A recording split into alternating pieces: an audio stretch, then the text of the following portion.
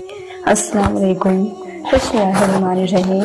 ईद उल फितर से पहले मुर्दे क्यों रोते हैं? जिनका कोई अपना अगर फौत हो चुका हो तो एक बार यह वीडियो जरूर देखें। ईद उल फितर मुसलमानों के लिए खुशी का दिन है, फिर मुर्दे क्यों ईद आने पर रोते हैं?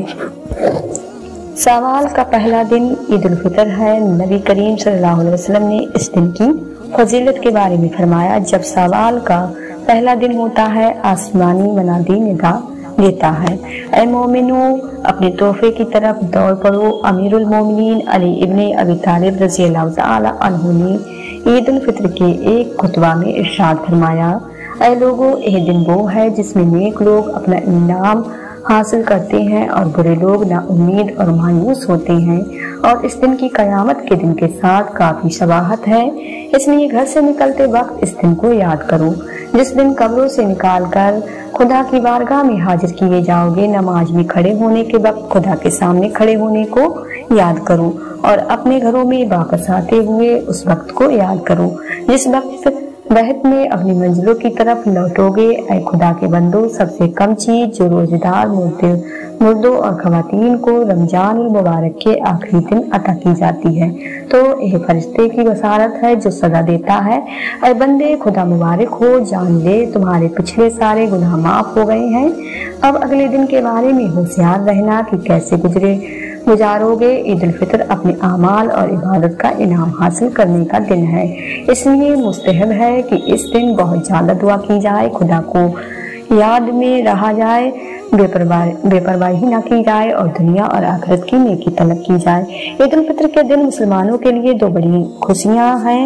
एक यह कि उस दिन अल्लाह ताला सदका फितरा कबूल फरमाता है, और बहुत बड़ी शहादत है कि अल्लाह ताला हमें माल अता फरमाकर फिर उसमें से कुछ अपने नाम पर कबूल फरमा ले और उसे हमारी आखिरत के लिए महफूज फरमा दे।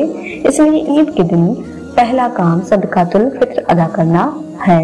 दिल की खुशी के साथ खूब ज्यादा से ज्यादा सदकातुल फितरा अपनी तरफ से और अपनी नाबालिग औलाद की तरफ से अदा करें और अल्लाह ताला का शुक्र अदा करें कि उसमें हमें इसकी तौफीक अता फरमाई। दूसरी खुशी मुसलमानों के इज्तिमा में अल्लाह ताला के हुजूर 2 रकात नमाज अदा करने की है। रमजान मुबारक में महबूब की खातिर भूखे प्यासे रहने वाले आस्कीन को आज एक खास मुलाकात पर बुलाया गया है। एक खास मुलाकात है ईद की नमाज, इसलिए सुबह उठकर खूब अच्छी तरह नहा लें, पाक साफ हो जाएं, अपने लिबास में से जो अच्छा हो वो जेब तन करें, खुशबू लगाएं, मिसवाक करके मुंह को मती करें, जो इतर मैसर हो वो लगाएं, सुरमा और अमामा से जीनत हासिल करें। ईद के दिन शुक्र करें। ईद तो एक दीनी खुशी है, रमजान मुबारक की रहमतों और बरकतों की खुशी, बस जिसकी रमजान मुबारक में बख्शिश हो गई उसकी ईद तो खुद ही हो जाती है, और जो रमजान मुबारक में महरूम रहा वो लाख खुशियाँ और मस्तियाँ कर ले, उसकी कोई ईद नहीं। ईद का दिन शुक्र और शुक्राने का दिन है। कनात और इस्तगफार और कब्र की मिट्टी को याद रखें। रब्बे काबा की कसम, दुनिया इन्हीं लोगों को सताती है जो मौत और कब्र को भूल जाते हैं, और जो लोग मौत और कब्र को याद रखते हैं यह दुनिया उनके कदमों पर गिरती है। ईद का एक दिन भी गुजर जाएगा चारों तरफ दुनिया के मेले देखकर अपनी गरीबी और फकीरी को दागदार ना होने दें। जब ईद का दिन आता है तो मुर्दों में कब्रों के अंदर एक हलचल सी मच जाती है। जमीन के ऊपर तो एक खुशी होती है, ईद का दिन होता है एक बहुत ही पुरमुसर्रत मौका होता है, लेकिन कब्र के अंदर का माहौल यह होता है कि अल्लाह पाक जो अजाब रमजान में उन पर से हटाता है वो वापस नाजिल हो जाता है। जैसे आप सल्लल्लाहु अलैहि वसल्लम ने फरमाया कि जब रमजान का चांद देखा जाता है तो सयानों को कैद कर दिया जाता है और मुर्दों पे अजाब भी अल्लाह ताला रमजान में तकफीर फरमाता है। लेकिन जब यह रमजान का महीना जाता है और जैसे ही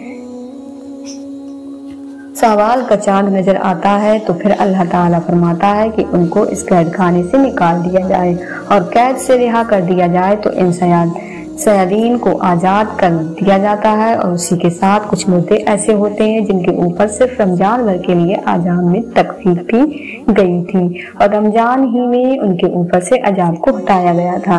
तो जैसे ही रमजान मुकम्मल होता है, ईद का चांद देखा जाता है तो उनके ऊपर अजाब को फिर से नाफिया जाता है, यानी कि उन लोगों के अजाब में जो तकफीफी है ये सब रमजान की बरकत से होता है। तो जैसे ही रमजान खत्म होता है तो उनके ऊपर अजाब फिर से नाफिल हो जाता है, और जो सरकत सयाने हैं जो कैद में होते हैं उनको भी छोड़ दिया जाता है। तो अल्लाह ताला ने अपने महबूब सल्लल्लाहु अलैहि वसल्लम के जरिए से आलम बरज़ख की तमाम बातें जो हम नहीं जानते थे वो हमको बता दी। इसी वजह से ईद के मौके पर जब हम खुशी मना रहे हों, जब हमारे यहाँ खुशी का एक माहौल हो, तो उस वक्त हमें अपने मुर्दों को याद रखना चाहिए और हमें उनके लिए इसाल सवाब भी करना चाहिए, और हमें उनसे एक नसीहत भी हासिल करनी चाहिए। वो नसीहत ये है कि हम जब जब खुश हो, हमारी खुशी का मौका हो, मुसरत का मौका हो, तो हमें ये सोचना चाहिए कि जो लोग हमसे जुदा हो गए हैं वो लोग भी कभी हमारी तरह दुनिया में रहते थे, हमारी तरह खाते पीते थे, हमारी तरह एक अच्छी जिंदगी बसर करते थे, लेकिन मौत ने इतना बेबस कर दिया कि आज वो हमारे साथ ना ही किसी खुशी में शरीक हैं और ना ही वो आज हमारे साथ हैं, ना ही उन्हें ईद की खुशी का कोई मौका हासिल है, बल्कि आज वो अपनी अपनी कब्रों के अंदर सो रहे हैं। कुछ लोग ऐसे हैं जो कब्रों में सो रहे हैं, कुछ लोग ऐसे हैं जो कब्रों में रो रहे हैं, यानी कि उनके ऊपर खतरनाक कार्रवाई हो रही है। तो इसलिए हम लोगों को जब भी कोई खुशी का मौका आए तो उस खुशी में मुनहमिक होके ऐसे तवज्जो ही नहीं बरतना है कि हम अपनी मौत को भूल जाएं। ऐसा होता है ना कि रमजान के बाद जैसे ईद आती है तो लोग घूमने जाते हैं, फिरना शुरू करते हैं, ऐसा लगता है जैसे शैतान की बजाय उन्हें आज़ादी मिल गई है और वह बस घूमते फिरते रहते हैं। तो इस मौके पर हमें सोचना चाहिए कि हमें कोई ऐसा काम नहीं करना चाहिए जिससे हमारा अल्लाह हमसे नाराज हो, और हमें मौत को हर वक्त याद करते रहना चाहिए। और इस बात को हमें मद्देनजर रखना चाहिए कि रमजान तो खत्म हो गया, जैसे अल्लाह रमजान में हमको देखता था वैसे ही रमजान के बाद भी अल्लाह हमको देख रहा है। जैसे रमजान में हम नमाज पढ़ते थे ऐसे हमें रमजान के बाद भी पढ़ना है। जैसे रमजान में हमारे फरिश्ते जो कानों पर बैठकर हमारे दिन भर के कामों को लिखते हैं, ऐसे ही अब भी लिख रहे हैं। कहने का मकसद ये है कि जैसे ही रमजान में हम अमाल करते हैं वैसे ही रमजान के बाद भी करते रहें, ताकि हमारे अच्छे अमाल का पलड़ा भारी हो जाए। एक सोच हम लोगों को बनानी चाहिए कि अगर हम हर खुशी गम में मुर्दों को याद करेंगे, उनको ईसाल सवाब करेंगे, तो हमारे मरने के बाद हमारे साथ भी ऐसा ही मामला होगा, क्योंकि जैसा करोगे वैसा पाओगे। हमें ऐसी मौत ना मिले कि रमजान भर तो सुकून रहे, फिर उसके बाद हमारे ऊपर अजाब को ना किया जाए, बल्कि हम ऐसी मौत अल्लाह से मांगे कि जब हम कब्र में जाएं तो अल्लाह तबारक व तआला खुश हो रहा हो, हमारे ऊपर किसी तरह का कोई अजाब ना किया जाए। ईद का दिन खुशी और मुसर्रत का होता है। बसा औकात खुशी में मसरूफ होकर आखिरत से गफलत हो जाती है और जियारत को उसे आखिरत याद आती है। इसलिए अगर कोई शख्स ईद के दिन कब्र की जियारत करे तो मुनासिब है, कुछ जायका नहीं, लेकिन इसको लाजिम और जरूरी समझना खुआ ये इल्तिजा अमलन ही सही, जिससे दूसरों को यह सुबह हो कि यह चीज लाजमी और जरूरी है, दुरुस्त नहीं। मीज अगर कोई शख्स इस दिन जियारत कबूल न करे तो इस पर तान करना या उसको तंग करना या उसको हकीर समझना दुरुस्त नहीं। इस हवाले से एहतियात लाजिम है। ईद का दिन निसात, सुरूर, फरहत और खुशी का दिन है जो साल में 2 मरतबा हासिल होता है। पहली खुशी उसकी ये है कि रमजान शरीफ का मुबारक महीना आया, उस खुदा ताला की रहमतों और नेमतों की बारिश हुई। तुमने जी लगाकर महीना भर सुबह से शाम तक अपने आप को भूखे प्यासे रखा और रात को याद इलाही में बसर किया।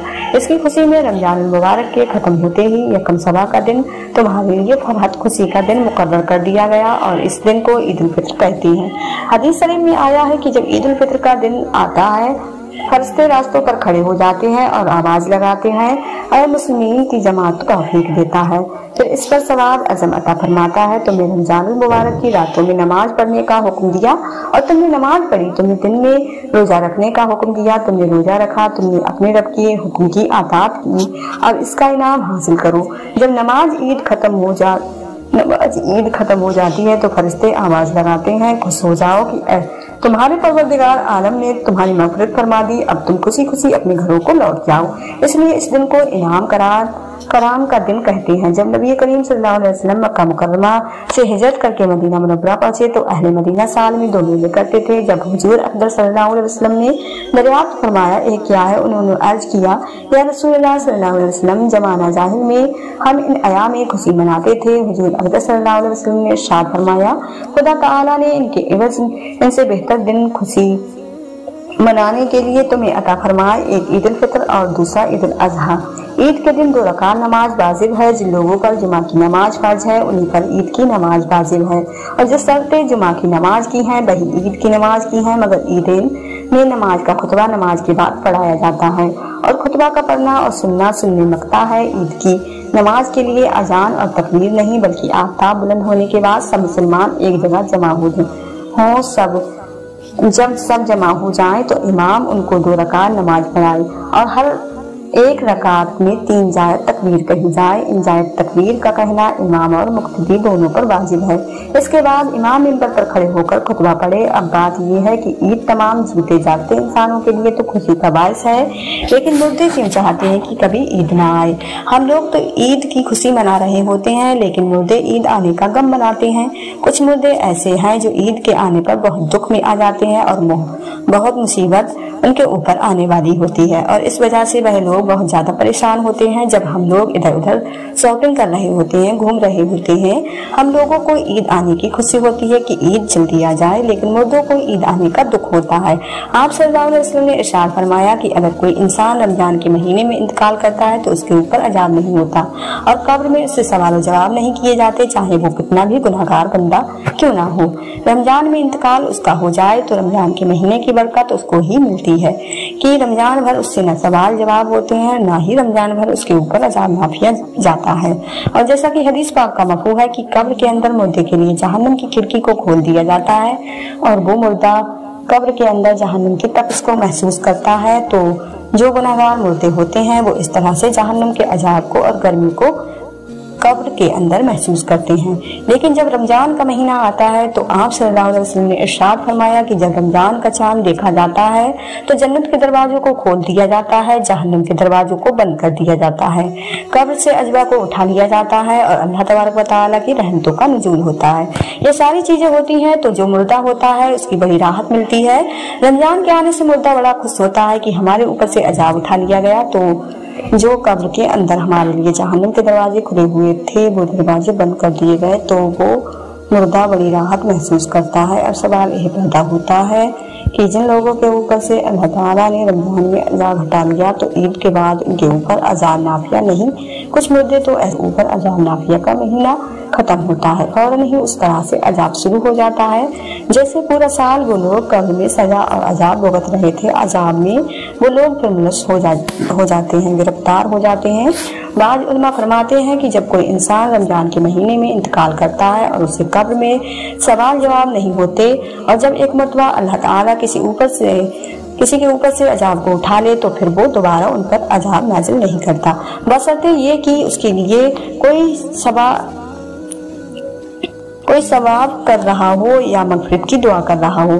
ہر مردے کو اس کے اعمال کے مطابق سزا دی جاتی ہے۔ جو نیک لوگ ہوں گے جن کو اللہ تعالیٰ نے کافی کر دیا کہ ان کو 2 4 6 مہینے سزا ہو گئی، بس اب ان کے اوپر سزا معافی، پھر رمضان کی برکت سے ان پر سے عذاب اٹھا لیا گیا، تو اب اگر اللہ نے چاہا تو ان پر کبھی عذاب نہیں ہوگا۔ لیکن اگر کوئی بہت زیادہ گناہگار ہے، مثلاً کوئی ایسا بندہ جس کا اسلام سے تعلق ہی نہیں، جو اسلام کو جانتے ہوئے بھی اسلام کو مانتا نہیں تھا، کفر اور شرک کا مرتکب ہو، تو اگر اللہ تعالیٰ نے چاہا تو اس پر رمضان کے بعد بھی عذاب جاری رہے گا، اور اگر اللہ نے اسے معاف کر دیا تو پھر اسے کبھی بھی عذاب نہیں ہوگا، رمضان کے بعد بھی نہیں، کیونکہ اللہ معاف کرنے والی ذات ہے،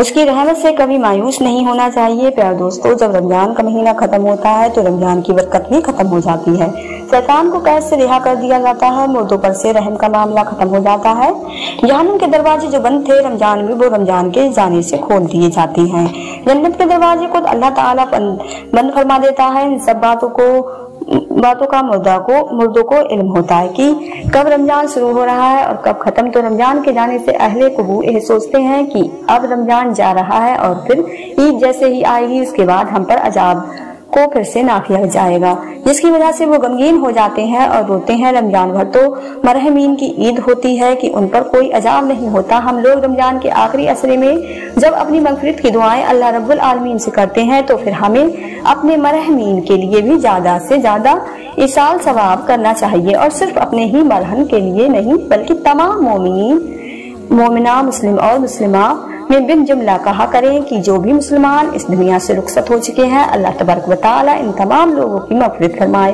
और अल्लाह ताला उनको जन्नतुल फिरदौस में आला से आला मकाम अता फरमाए। प्यारे दोस्तों, वीडियो पसंद आई हो तो चैनल को सब्सक्राइब, लाइक, शेयर जरूर करें। तब तक के लिए अपना ख्याल रखें। अल्लाह।